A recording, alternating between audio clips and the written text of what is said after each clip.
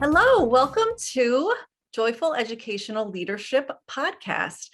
I am Dr. Donna Marie. I am your host, and I am delighted today to introduce you to my friend, Karen Lorre, who is truly joy incarnate. Karen is passionate about helping people feel amazing so they can live life the way they want it. Karen studied mind-body science at the University of California and then became an actress. Acting, it turns out, was the perfect petri dish for Karen to put that mind-body science into action. After having done over 1,000 hours, Karen, of television and film, including a longtime role as One Life to Live's Tina Lord, Karen discovered just how much power we have over our own physiologies and lives and put that knowledge into use, helping thousands of people transform pain into pleasure. Karen is also the international best-selling author of 3 books: Chronic Pleasure, Effortless Enchantment, Chronic Pleasure in Relationships. Karen Works has been endorsed by Deepak Chopra, Bruce Lipton, Gay Hendricks, and many more. Bruce Lipton says Karen Lorre is an antidote to the pain of today's world of personal and global chaos. So I welcome you, Karen, my friend, to my podcast. Thank you for joining us today. Oh, it is my joy to be here with you, Donna, and I feel so appreciative of you asking me, inviting me, and just great to see you. Yeah, you too. So those people who have been tuning in, season 2 is me talking to people I know, friends that have made an impact in my life, or people I met recently who have really impressed me with what they do. And I definitely wanted to have Karen on my podcast this season because we're talking about joy. So Karen, as you know, my target audience tends to be educators. And with the COVID pandemic and everything, I think it's been difficult for some people to figure out how to continue to have joy in their lives. So, can you first tell us about your path to joy? Yes, I had been very sick, and one day I remembered my now ex-husband saying to me when I was falling asleep in the car while we were going to an event that I didn't really want to go to. He yelled at me and he said something like, "You always fall asleep when you're not doing something you think is fun," or something like that. And I was like, later, years later, when I wasn't traumatized by that, I was like, "Oh my God, he's right." And then I started thinking, what do I like to do that's fun? And because of that, I started to understand fun, joy, love, appreciation. It started to shift me in such a huge way that I healed from a massive amount of issues. I mean, if you read the list of issues I had, it's just like, it's so long a list, it's ridiculous. And so I healed all those things, and the path through it was that place of joy. So I started to either do things that gave me joy, or I started to think about things differently in a way that provided me joy to do the things I didn't want. So, for example, I didn't like to cook. It was hard for me to cook, partly because I didn't have any energy, but also just I didn't know how to cook. And then I just started to remember, not to remember, but sort of remind myself, you know, cooking's really fun. I love to cook. I was just making it up what I wanted, but I just started to say it to myself. I love to cook. I love to cook healthy, nutritious food that people enjoy. I love to cook for other people. It feels really fun to create food that's innovative. It feels fun to do stuff that I've never eaten before. It feels fun to make everything organic and everything regenerative, organic farming is if I can. It feels really good to eat food that makes me healthier and makes other people healthier. And now people tell me that I'm the best chef they've ever had. Like if they eat at my house, they're like, "Wow, I've never had food this good." And it's consistent. People are saying that. And my whole cooking transformed because I transformed my perception of myself as a cook. So So, that's kind of how I found that path. speaking things into existence. Yes. Yes. That's a great way to say it because our thoughts become things Mhm. and our words become things and our actions become things. And so you can use your imagination, like Albert Einstein said, imagination is more important than knowledge. And that's huge. So the imagination of what do I want to feel like in any given situation or any given circumstance, that's if you practice, you have to practice it, and you have to. This is what I learned from acting. That's why when Donna was reading my bio, she said acting became the perfect petri dish. As an actor, you change consciousness with every character you play. You change a thought pattern with every character you play. So you have a different personality. You have a different way of being with each character. You still know who you are, but something in you changes. The way you think, the way you see things, the way you have relationships, the way you act, everything is different. And so I started to see that when I was embodying a certain character, a positive character or a negative character, I watched my experience in life shift according to who I was playing, because I was playing each person. Usually most shows are at least a week, sometimes they're 2 weeks, sometimes they're 4 years, 4.5 years, sometimes they're 6 months, depends on what you're doing. But I really saw how as I shifted my character or the beliefs and became a different character, my experience of the world shifted. And so that's what I mean by speaking something. It's not just speaking it into existence, it's acting it into existence, so that you wear tiaras when you're feeling like you're going to be interviewed about joy, or sometimes when you're just working out or whatever at the grocery store, because it's just goofy and it's fun and playful. And so it's thinking it into existence, speaking it into existence, behaving. I think of that word behave. If you be it, you will have it. Behave is 2 words, be and have. If you be it, you will have it.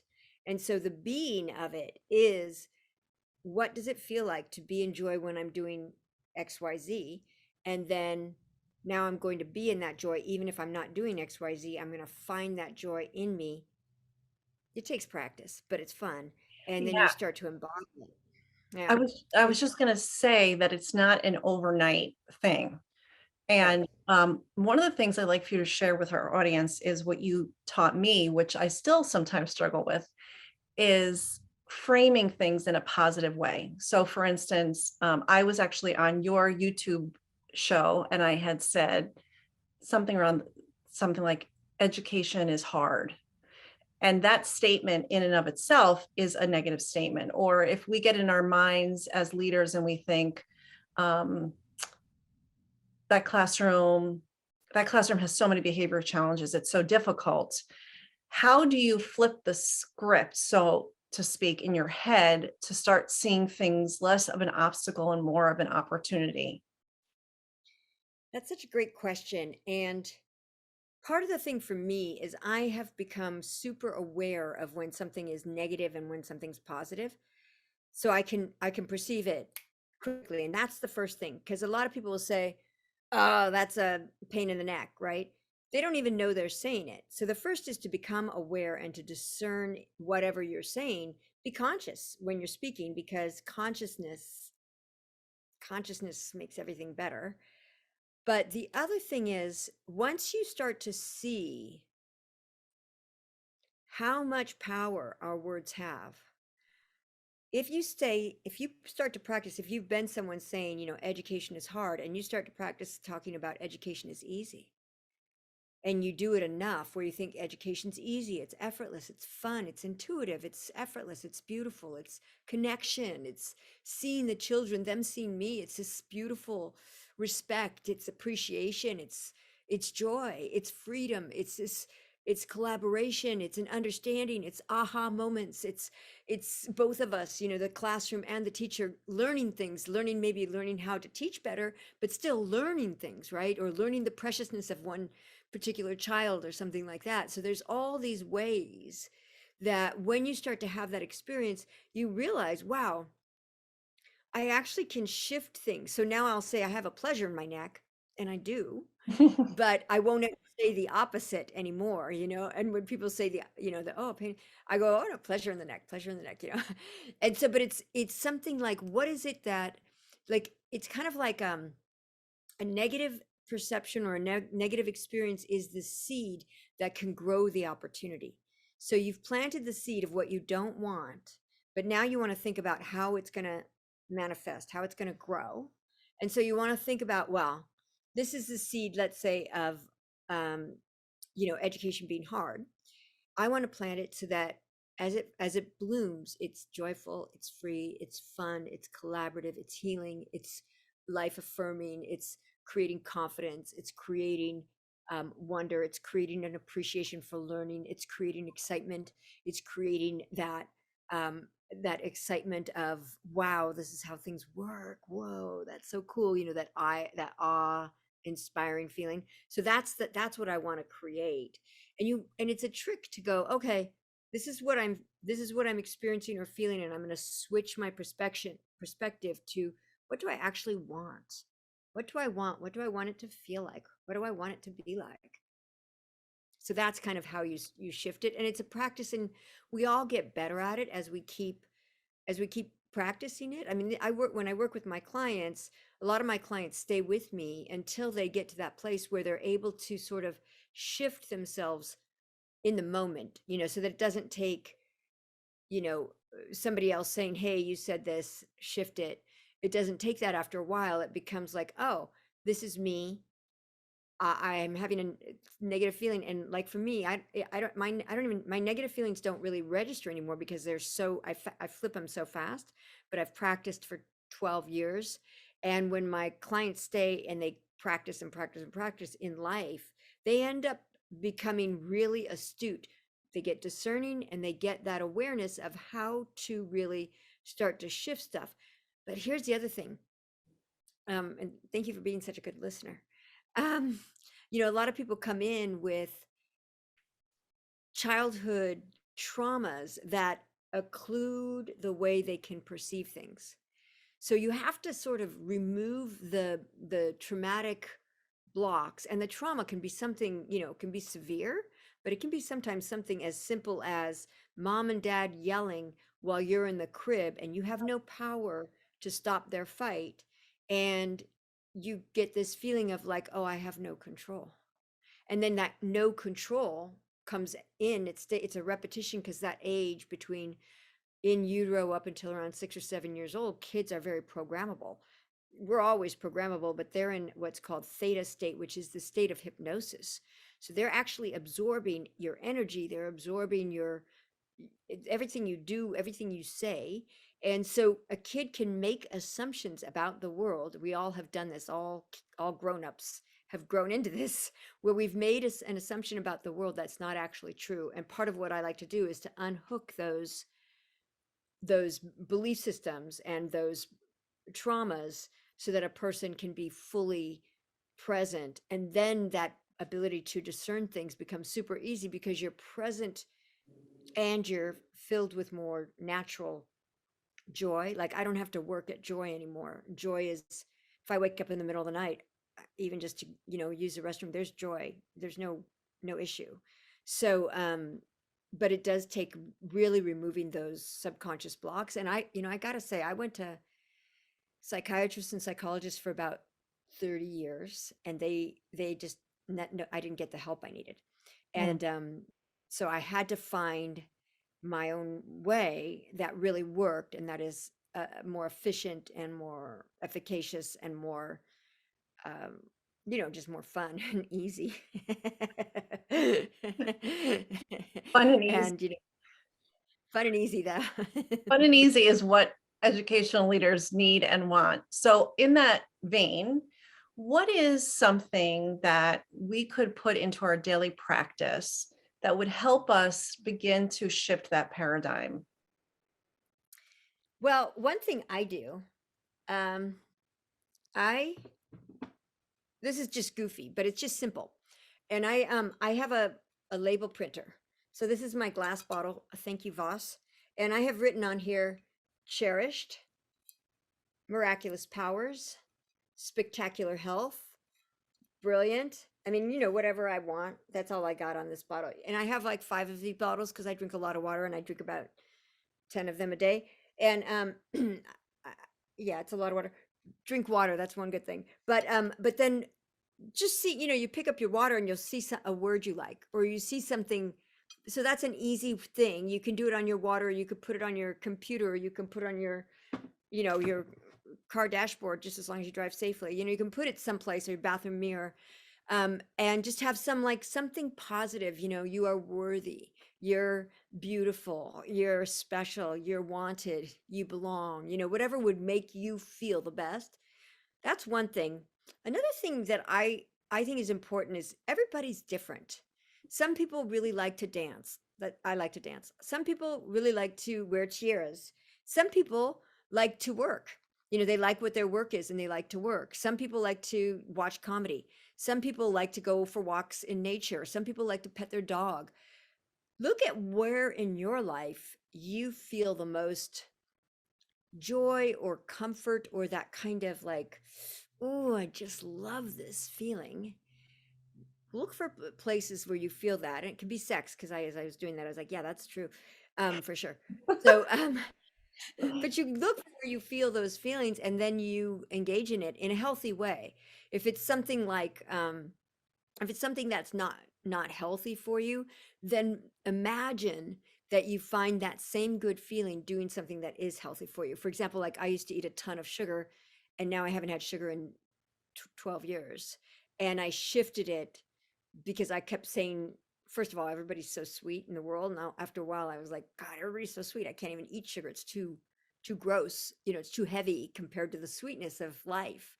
But I also talk to myself, like you were saying, speaking it into existence. I love eating healthy food that nourishes my body and my brain. I love being healthy. I love having good skin. Sugar makes you have more wrinkles.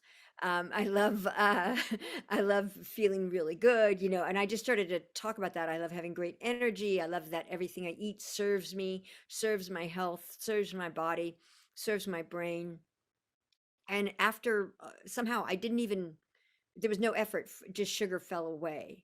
But so that was something I had had a positive experience about sugar, because everybody has that as a kid, oh, it's your birthday, here's the thing, oh, you're sad, here's a cookie, oh, you're, Right. so there's all this conflation of soothing and celebration with something that's kind of can be toxic if it's too much. I mean, I haven't had any extra sugar, but I know some people who eat, moderate amounts, and that's fine.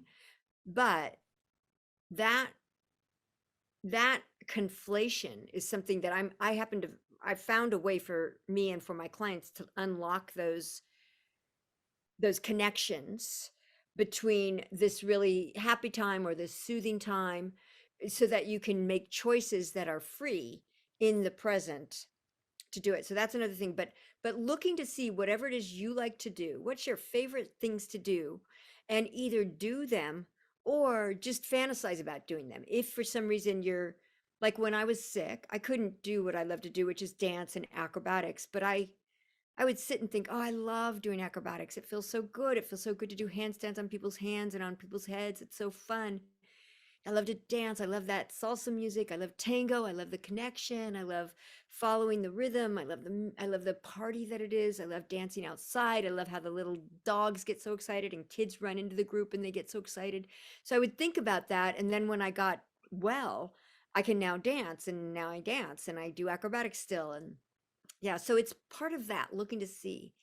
And one more thing that I think is really key is the word appreciate. If you look up the word appreciate in the dictionary, one of the definitions is to raise in value, Mhm. like your house appreciates or your company appreciates, right? And so appreciation, I don't use the word gratitude, even though it's not a bad word. I use appreciation and thankfulness. And the reason I use those words is because that feeling of something raising in value when it appreciates. And what I do is I will spend time appreciating every morning something. It could be a tree, but if I say I appreciate a tree, I'm not going to say I appreciate a tree and then be done. I love how trees take in our carbon dioxide and they give us oxygen. I love how trees are such great examples of how to survive in adversity. I live on a hillside. There are trees, the hill's like, like this, and there's trees coming out like this and then coming back up towards the sun. And I'm like, you guys are amazing. You're so inspiring.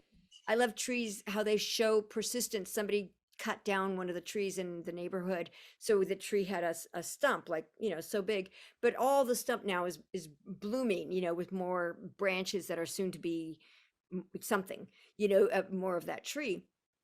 And then I love how trees communicate under the earth through mushroom connections. Like trees are brilliant. I love how there's mother trees and how the mother trees know which ones are their babies and they send food to the babies, the baby trees when there's some need for that. And I love how trees are provide shade and they provide beauty, and I love the diversity of trees. So that's kind of how, like, if I'm in a I could go on about trees, trust I me. see. If I'm if I love them, but I can go on and on about one thing to such a thing. And if you can see, like how I was talking about, I started to get more excited and amazed because they're so amazing. And you know what else is so cool about trees? A tree with its roots looks exactly upside down, looks exactly like our lung system. Mm, that is very cool. I just It's learned so a cool. I learned a bunch of stuff about trees just now, Karen. That was awesome. Um, so it really is what it comes down to is mindset, right? And alignment. Would you An say? emotion set. Emotion set. Okay, tell me We more about that as opposed to mindset. I love that you just said that. So we have in our bodies more than one brain. We have neurons in our heart. Neurons are the nerves or the cells in our brain that scientists think is the brain. So we have those neurons in our heart. We have it in our belly. We have it in our fascia, which is the connective tissue that goes around our muscles and in our muscles and around our nerves and blood vessels and everything. It's in our brain fascia. It's everywhere. And we have a nervous system, like neurons in our skin. Well, I should caveat this because I'm listening to a book in French and I'm not fluent in French, but the book is a science book. So I might be wrong, okay? But the book, from what I'm understanding, this is what I'm understanding. The book is about l'intelligence de le corps automatique, the intelligence of the autonomic body of a person. And so in that book, they're talking about these different brains. And I understand that, I know for sure we have a brain in our heart and a brain in our belly. And so what a lot of people do is they're trying to use just their head, but the head, the heart is the pilot of all the other brains. So I use heartfulness versus mindfulness. Mhm. I have created a practice. It's in all my books. And at the end of the podcast, I'll share my links so people could get the books for free. They can download them anyway, the digital versions. We're saving trees. But heartfulness, when your heart is full of love, and you get that from any of those things that I just said, writing out appreciation, doing something you enjoy, or fantasizing, or using positive words on your water or whatever you like to drink. When you are in that place of love, your heart will guide your brain so your brain doesn't have to think. Mm. It's a different world. I think it's interesting that you're saying that we have a brain in our heart and a brain in our stomach. I think that's very interesting because when people say, listen to your gut, right? I have that gut feeling like this is a good thing or this isn't a bad thing, like that's very interesting. I never thought of that before. Or, if something's happening, you're anticipating something that's positive, your heart will, pick up a beat or yeah, that's pretty cool. That's pretty interesting. So one thing that also is in your books, which I like, is the alphabet exercise. Would you mind sharing that with my audience? Because I really like that exercise. Sure. Yeah, it's a fun game. So it's my alphabet game. You can call it an exercise. It probably is, but I find it really fun. So I think it's a game. But anyway, it's a and I probably called it an exercise in the book or practice or something. I don't know.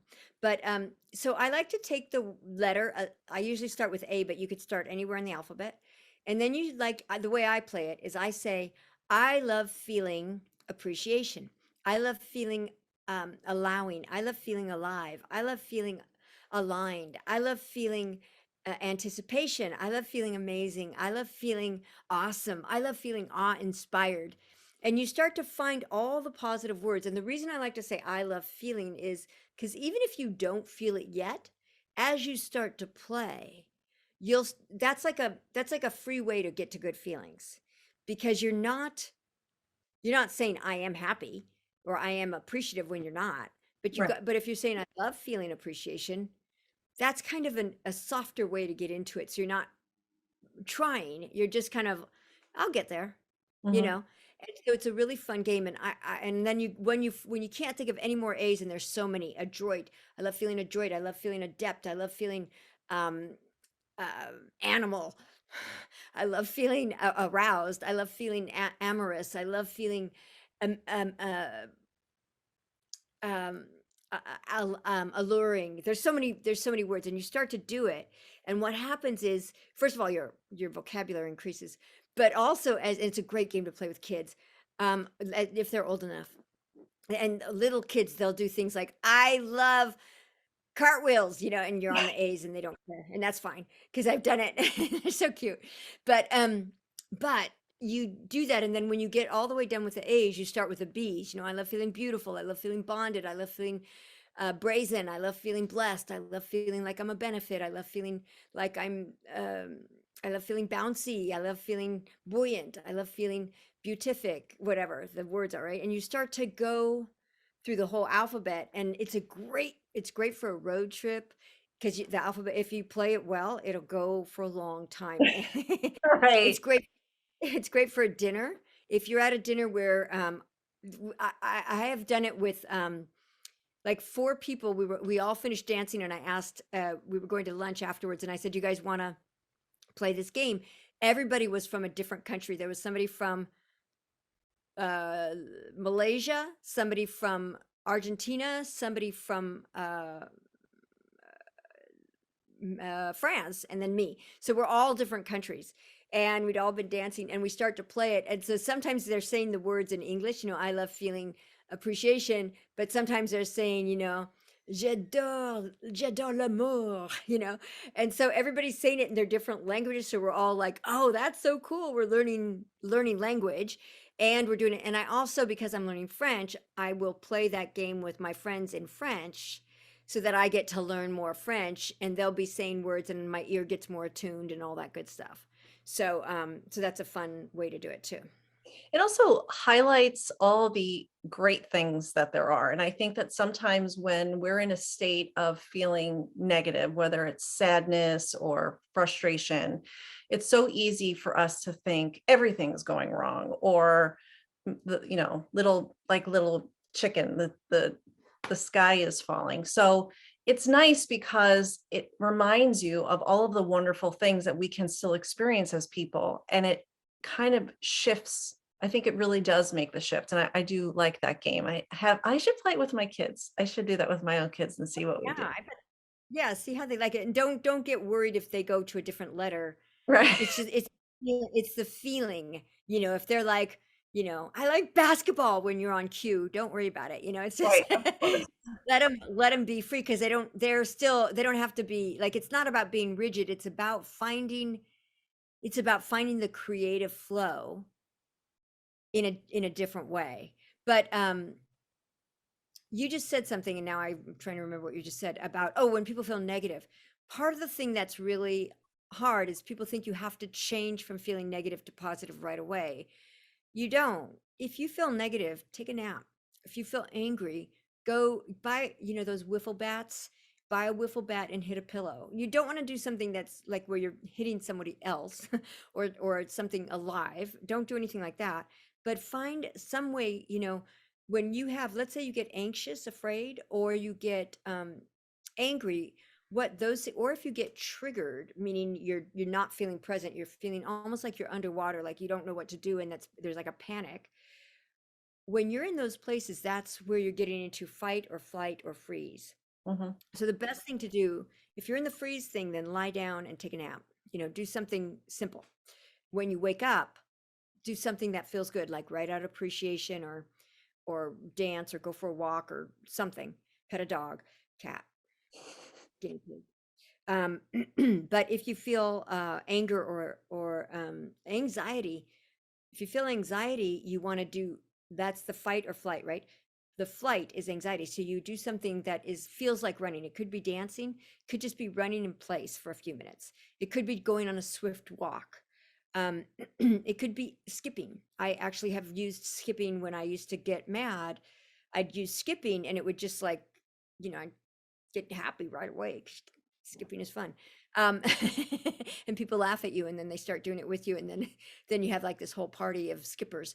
Um, and then or you get something that you can hit that doesn't hurt your body. That's why the wiffle bat or something like that, it doesn't hurt your things, doesn't hurt a person or a creature, but it is something that you can do. You get you can get one of those fight bags that you hit, or you can get a pillow. I just wouldn't hit with your hand too much because it can really mess up your hands. But if you have a bat, then you can like and do that, or you can just like pretend like you're fighting to the air and just imagine you're hitting things just to get it out of your system, because the adrenaline and the cortisol, when they get released, they're activated for about 20 minutes. So if you take a nap, if you're in the freeze, take a nap for at least 20 minutes, or meditate for 20 minutes. If you're in the fight or flight, go on a 20-minute walk, as long as you can. Maybe you're tired, so don't go as much, but do whatever you can. You probably can't hit the wiffle bat for 20 minutes. That's a long time, but you do it as much and you'll use up the adrenaline. The adrenaline is meant to be for fight or flight. It's not meant to sit in you and go around and around and around and around and around. That's why you break it up with, first, knowing it's okay to feel negative feelings. Second, taking some kind of physical action that gives you a release or a utilization of the adrenaline and the cortisol. And then the other thing is, um, you know, practicing when you feel good, like prophylactically. I'm safe to feel anger. I'm safe to feel fear. I'm safe to be triggered. I'm safe to be sad. I'm safe when I'm stressed. And you kind of like soothe yourself so that when you do feel it, you're not as you're not trying to resist it as much. You're just like, okay, I feel this. It's okay. I'll be better soon. And you don't have to rush to it. So that rushing to feel good is kind of like, it's kind of like uh, putting healthy food over something that's not healthy, trying to cover it up, and doesn't work. It's more listening to your body and paying attention. Awesome. So let me wrap up today with the two questions I ask all my guests. And the first one is, what is your first joyful memory? When you told me you were going to ask that question, so many things came up. But the one that I remembered first was when I don't know how old, very young. My parents were at a fair, and we were looking at a baby cow, I guess. And Mhm. apparently, I got out of, I climbed over the fence or climbed under the fence, I don't know. And then I went and I sat in the hay, and I had blonde hair, and the cow, mama cow, came over and just started licking my head. And I'm very sensuous, even at that age. And so the cow, she had a big, like, I just remember this, like, the tongue, like, just, and I was just like, oh my God, I don't know exactly the thought, but I do remember I just like kind of was like, ah, and fell into the hay. And then the farmer came and picked me up and brought me back to my parents. But that was really fun because it felt so good, and everybody was laughing and I could hear them and I didn't care. I was just Right. like, I just lying there letting the cow just like lick my whole head. That's cute. How old were you, I think? I don't know, 2 or 3 maybe? I could That's even been 4, but I don't remember the age, and I don't remember much. I don't remember the rest of the fair before or after. I just remember right. that Right. that Right. moment. It's hard to know. So what's your most recent joyful experience? Being here. Oh, it has been a lot Seeing of fun. Yeah, seeing you, just sharing the love I feel for, everybody. Just now it's gotten to the place that it's every moment is joyful. Before this, I worked out, and I've picked the tiara, that I'm wearing because I thought it might go with my necklace. So it's just, yeah, I mean, actually being here, playing the ABC game, I'm so glad you asked that. Talking about trees, I'm so glad you asked that. And I just want to say, if you're an educator and you bring your passion, like my passion for trees or my passion for the ABC game, if you bring that passion, which is joy, put in a direction, Mhm. you bring it into your classroom or into your board meeting or into the group of teachers in the coffee room, you bring that in, people want to learn from you. That's People right. want to, they're attracted, and it's exciting and it's fun. And so it makes learning a joyful experience instead of I got to do it right, Yeah, that's fearful experience. really a good point for sure. So you mentioned your books. So how would my listeners, I will put it in the notes also, but tell them right now if they're listening, how or watching, how would they get copies of your books? You can go, and I would love it if you do, because they're free, and they make you feel better, to chronic, CHRONIC, pleasure, PLEASURE, book, singular, BOOK.com, chronicpleasurebook.com. And there's 3 books on there, and you can just download all of them or one of them. You can choose. That's They're all great. book covers. Yeah. That's awesome. And I have read it and I have done some of the exercises in it. So I highly recommend that book to my readers. And it has been such a pleasure to see you and your tiara and to spend some time with you today. And if they go to chronicpleasure.com, is there also a link if they wanted to reach out to you, or how would they find you on social media, or if they wanted to chat more with you? Yeah, if you go to chronicpleasurebook.com, if you download the book, you will, I think you get my email to get the book. So Great. that's one thing. So you'll get my email. The email is also in the back of every book I've written. And on social media, I have a hard time because I'm getting like 700 friend requests a day, but you can Oh, send me a private message. If you send me a friend request, I might not see it just because there's too many. But if you send me a friend request, not a friend request, a message in the messenger of Facebook, hopefully I see it, because there's a little thing that says, new message request. And then I'll be able to respond to you, and then I can send you the link if you've forgotten it, or connect you up with anything or whatever. Yeah, that'd be awesome. great. And Well, my social media is Karen Lorre, KarenLorre. awesome. Well, thank you again, Karen. And I know that my people will be getting your book. So thanks for sharing some tips today on how we can be more joyful. Until next time, always find the joy. See you. Isn't Karen Lorre so much fun? Her energy just exudes joy. And if you didn't get her whole story in this short amount of time, definitely download her free book, which will be in the liner notes. You'll be amazed at how she transformed her life. And on a side note, I worked with her for a few months, and she really has helped me with my heart set. And she really is kind of the reason why I started the Choose Joy movement, or the joyful educational leadership movement. So next, we have the dynamic duo of Andre and Danielle Dowdy, a husband and wife team that you're just going to love spending time with. It's literally just a conversation between and among 3 friends. It was my great joy to have them on the show.